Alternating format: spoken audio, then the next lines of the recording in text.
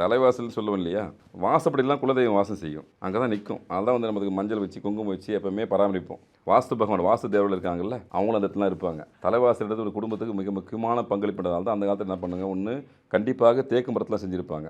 கண்டிப்பாக மேலே வந்து லட்சுமி படம் இருக்கும். எல்லாமே சிஸ்டமேட்டிக்காக அந்த காலத்தில் வச்சுருந்தாங்க. அந்த இடத்துக்கு அவ்வளோ இம்பார்ட்டன்ட் கொடுப்பாங்க. ஏன்னா குலதெய்வம் வாசம் செய்யக்கூடாது, தலைவாசல் நிலைவாசலில் தான் வாசம் செய்யும். ஒரு சில பூஜை முறைகளால் கண்டிப்பாக உங்கள் வீட்டுகளில் குலதெய்வத்தை வர வைக்கலாம். பெரிய விஷயம்லாம் அப்படிலாம் ஒன்றும் கிடையாது. நம்பிக்கையோடு நீங்கள் இப்போ எங்ககிட்ட அந்த மாதிரி நிறைய மெத்தட் இருக்குது. எங்கள் முன்னோர்கள் வந்து சித்தர்களும் ஞானிகளும் ரொம்ப எளிமையாக அதை கொடுத்துட்டு போயிருக்காங்க. ஐயா, குலதெய்வத்தை எப்படி உங்கள் வீட்டுக்குள்ள வர வைக்கலாம், அவருடைய சிம்டம்ஸ் எப்படி தெரியும், எவ்வளோ நாள் அந்த அனுபவத்தை நீங்கள் பார்க்கலாம் அப்படின்ற விவரத்தை எல்லாமே ஒளிவு மறைவில்லாமல் கொடுத்துருக்காங்க. நிறைய இடத்துல நிறைய மெத்தட் உண்டு. ஒவ்வொரு இடத்துலையும் ஒரு சில முறைகள் உண்டு.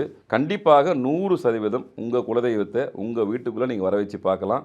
அனுபவத்தில் நீங்கள் செல்ஃபாக உணர முடியும். இந்த பூஜை முறைகள் நம்மகிட்ட நிறைய பூஜை முறை இருக்குது. ரொம்ப எளிமையான பூஜை முறைலாம் இருக்குது. அந்த எளிமையான பூஜை முறைகளை நீங்கள் செய்யும்போது கண்டிப்பாக ஒரு 20 நாள்லேயே 30 நாளைக்குள்ளேயே உங்களுக்கு குலதெய்வ நடமாட்டம் உங்கள் வீட்டில் தெரிய ஆரம்பிச்சிடும். MCR Pure Cotton Club, formals and casual shirts.